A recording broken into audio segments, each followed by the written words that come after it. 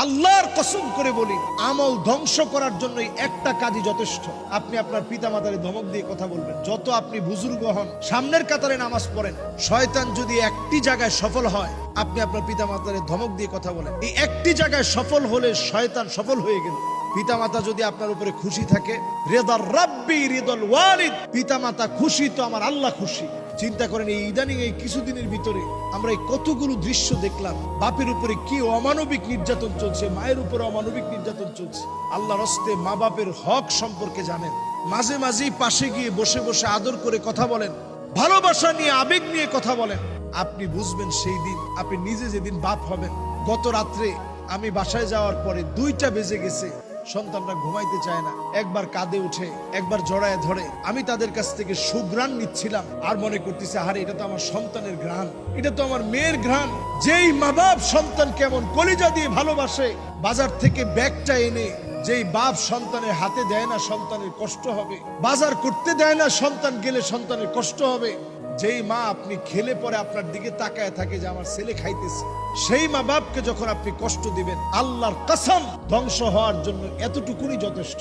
আপনি মনে করতেছেন হুজুর অনেক বড় চাকরি আছে, কিন্তু আপনার জীবনে সুখ নেই। আপনি মিলায় দেখেন, স্ত্রী কথা শুনে না, সন্তান হয় না, সন্তান হলেও সন্তান মানুষের মতো মানুষ হয় নাই, নানা রকমের জটিলতা।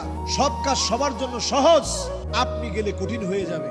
যেই ঘটনা চুয়াডাঙ্গায় হয়েছে, আমরা নিতান্ত ভাবে আজকে প্রতিবাদ জানাই। এমন কুলাঙ্গার সন্তান যারা, এদের দৃষ্টান্তমূলক শাস্তি হওয়া উচিত। কারণ তার বাপ তাকে কোনো অন্যায় করে নাই, তার গায়ে আঘাত করে নাই, তিনি নামাজে দাঁড়িয়েছে। নামাজরত বাপকে যে মারতে পারে, সে সব করতে পারে। এরকম না যে সে নাবালেক মানুষ, কিছু বুঝে না, সে সব বুঝে। জেনে শুনে আজকে আমাদের যুব সমাজ আসক্ত হয়ে গেছে।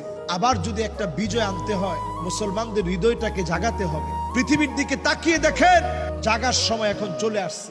প্রত্যেক বাপই তার সন্তানের কল্যাণকামী। যেই ঘটনাটা চুয়াডাঙ্গায় ঘটেছে আপনারা নিশ্চয়ই দেখেছেন। বাপ দিনের পর দিন প্রবাসী থেকেছে, সন্তানকে সুন্দর একটা ভবিষ্যৎ দেওয়ার জন্য দিনের পর দিন চেষ্টা করেছে। সন্তানের ভবিষ্যতের জন্য অনেক জল্পনা কল্পনা ছিল বাপের। সন্তানকে দেশে আসার পরে সারাক্ষণ দেখে মোবাইল নিয়ে থাকে, তো বাপ সহ্য করতে না পেরে মোবাইলটা টান মেরে নিয়ে নিয়েছে। এই বাবার অপরাধ। বাপ যখন নামাজে দাঁড়িয়েছে, ধারালো ছুরি দিয়ে সন্তান তার বাবার গায়ে আঘাত করেছে।